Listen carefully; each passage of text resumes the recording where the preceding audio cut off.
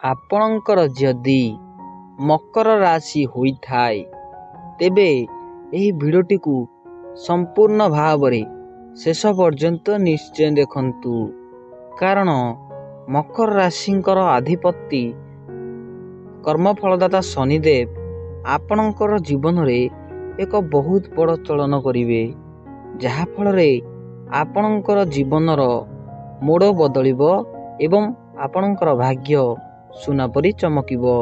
ତେଣୁ ଆପଣ ଯଦି ମକର ରାଶିର ବ୍ୟକ୍ତିବିଶେଷ ହୋଇଥାନ୍ତି ତେବେ କମେଣ୍ଟରେ ଜୟ ଶନିଦେବ ନିଶ୍ଚୟ ଲେଖି ଭିଡ଼ିଓଟିକୁ ଶେଷ ପର୍ଯ୍ୟନ୍ତ ଦେଖିଦିଅନ୍ତୁ।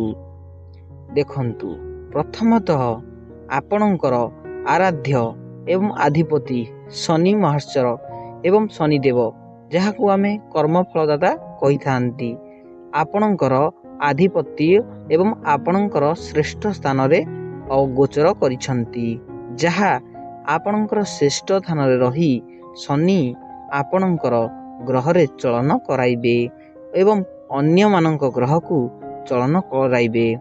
ଫଳରେ ଆପଣଙ୍କର ଯେକୌଣସି ଅସୁବିଧା ସମ୍ମୁଖୀନ ହେଉଥିଲେ ତାହା ଦୂର ହୋଇଯିବ ଏବଂ ଆପଣଙ୍କର ଜୀବନରେ ଏକ ଉନ୍ନତମୟ ହୋଇଯିବ। ଦେଖନ୍ତୁ, ଶନି ଆପଣଙ୍କର ଆରାଧ୍ୟ ଅଛନ୍ତି, ତେଣୁ ଆପଣଙ୍କର ଯଥେଷ୍ଟ କିଛି ସୁଫଳ ମିଳିବାର ଚାନ୍ସ ଅଛି, କିନ୍ତୁ ଆପଣଙ୍କ ଉପରେ ଶନିଙ୍କର କୌଣସି ପ୍ରକୋପ କିମ୍ବା ଦୃଷ୍ଟି ପଡ଼ିବାର ସମ୍ଭାବନା ନାହିଁ। କିନ୍ତୁ ଯେତେ ମାତ୍ରାରେ ସମ୍ଭବ ଆପଣ ଆପଣଙ୍କର କର୍ମ ଉପରେ ଧ୍ୟାନ ଦିଅନ୍ତୁ ଏବଂ କର୍ମକୁ ସୁଦୃଢ଼ କରନ୍ତୁ। ଫଳରେ ଆପଣଙ୍କର କର୍ମ ଯଦି ଭଲ ରହିବ, ଶନି ଆପଣଙ୍କ ଉପରେ ଅନେକ ମାତ୍ରାରେ ପ୍ରସନ୍ନ ହେବେ ଏବଂ ଆପଣଙ୍କର ଶନିଙ୍କର ସ୍ଥାନ ଅତ୍ୟନ୍ତ ଉତ୍ତମରେ ରହିଅଛି ଏବଂ ଆପଣଙ୍କର ଉତ୍ତମ ସ୍ଥାନରେ ଶନି ରହିବା ମାତ୍ରେ ଦେବଗୁରୁ ବୃହସ୍ପତି ଆପଣଙ୍କର ଗୁରୁ ସ୍ଥାନରେ ଅଛନ୍ତି,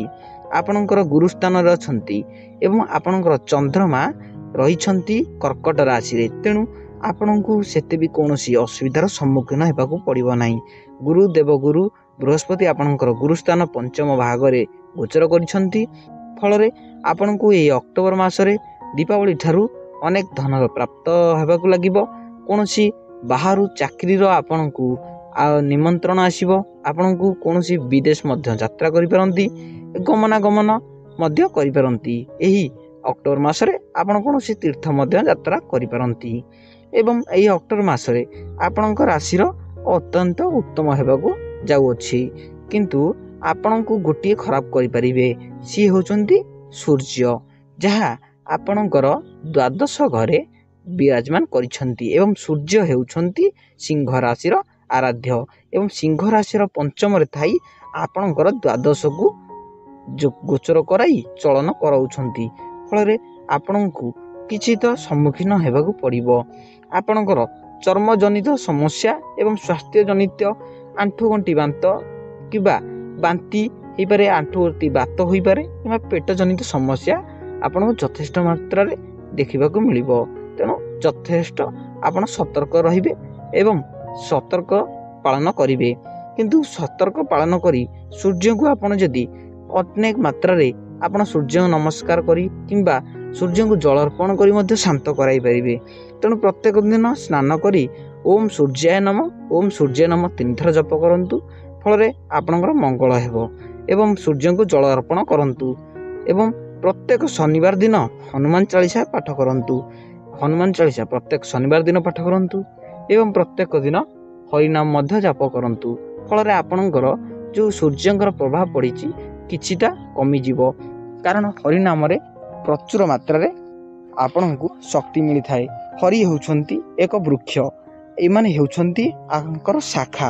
ଯେମିତିକି ମୁଁ ଆପଣଙ୍କୁ ବୁଝେଇ ଦେଉଛି, ହରିନାମ ହେଉଛି ଗୋଟିଏ ବଡ଼ ବୃକ୍ଷ ଏବଂ ଏ ଗ୍ରହ ନକ୍ଷତ୍ର ଏଗୁଡ଼ା ହେଉଛନ୍ତି ତାଙ୍କ ଶାଖା।